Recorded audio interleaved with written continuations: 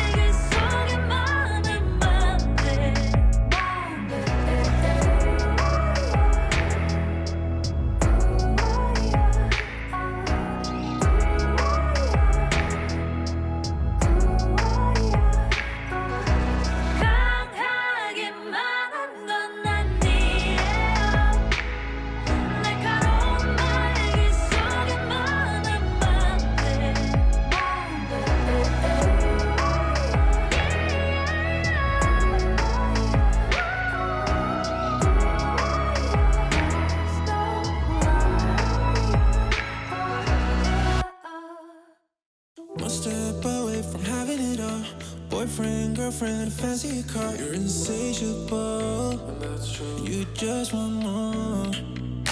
Climbing mountains, crushing your goals, but you put your happiness on hold. Still waiting to start living.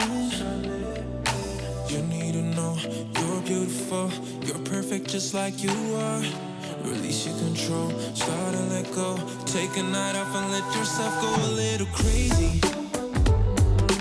Crazy. Release your control, let your body go a little crazy. Just crazy. Crazy. Let your body go. Live your life like you're winning. You don't need no pressure in it. You've been struggling too long. Now it's time to move on. And tell the truth like you mean it. Listen to yourself and hear it, and you start to remember how to surrender. You need to know you're beautiful, you're perfect just like you are. Release your control, start to let go. Take a night off and let yourself go a little crazy. Crazy. Crazy.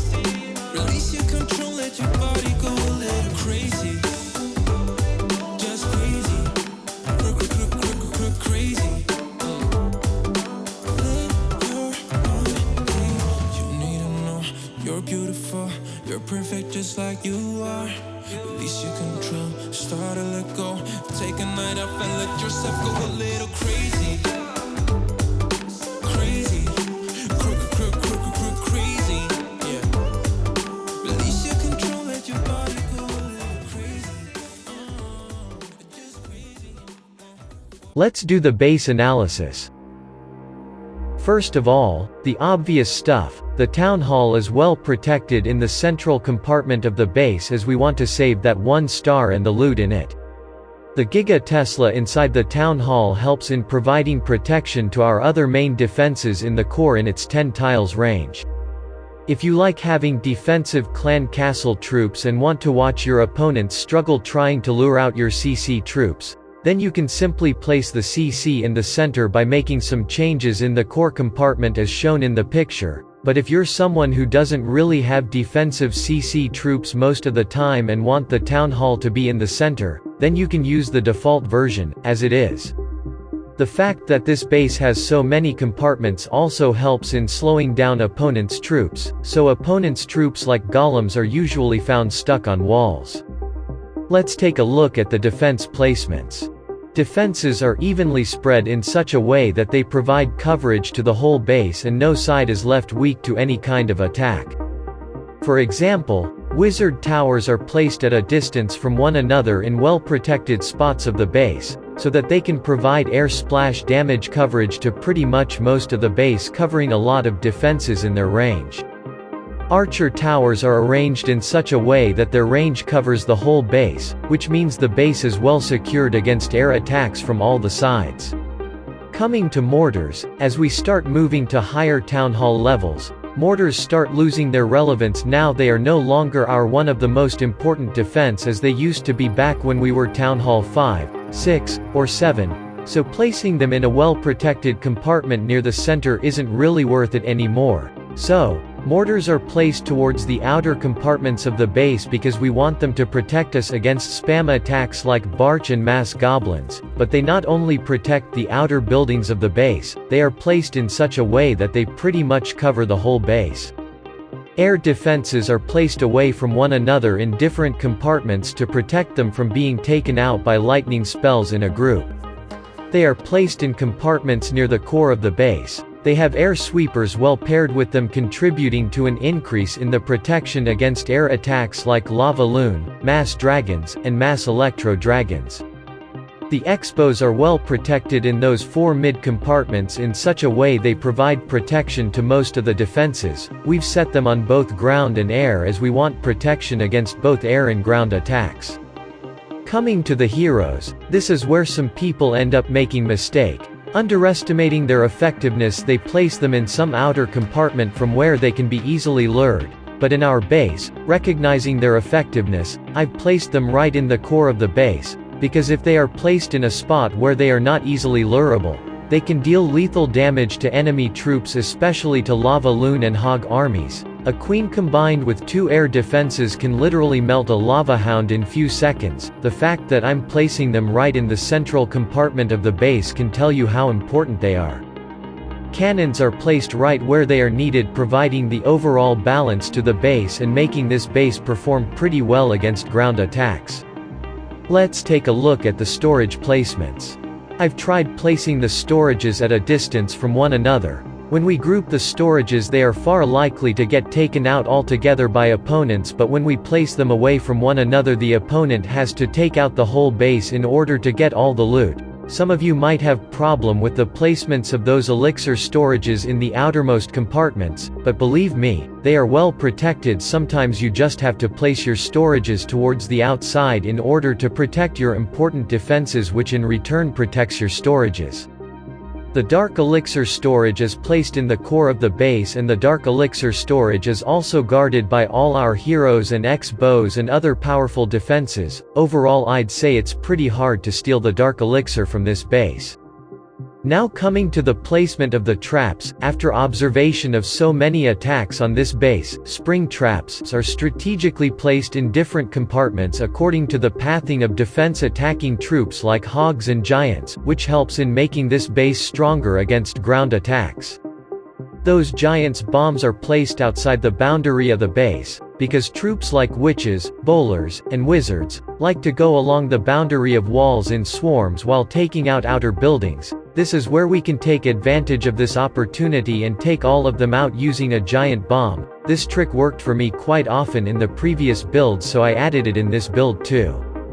Overall, the traps placement is well paired with defenses. Now coming to the outer buildings, you can place them according to your choice. If you are an active player, you can spread those outer buildings a little bit away from the walls to make the funnel trickier, as you'll be collecting resources from them timely, so you won't have to worry about people stealing loot from your collectors using spam attacks. But if you're someone who plays like every 2 to 3 days, you might want to keep them closer to the walls just like I did, to protect them against spam attacks. The base is strong enough on its own, but having clan castle troops is recommended to increase the effectiveness of the base. I've left a copy link for this base below in the description and first pinned comment. So that's pretty much it for this video. I hope you liked the base. I'll see you in the next one.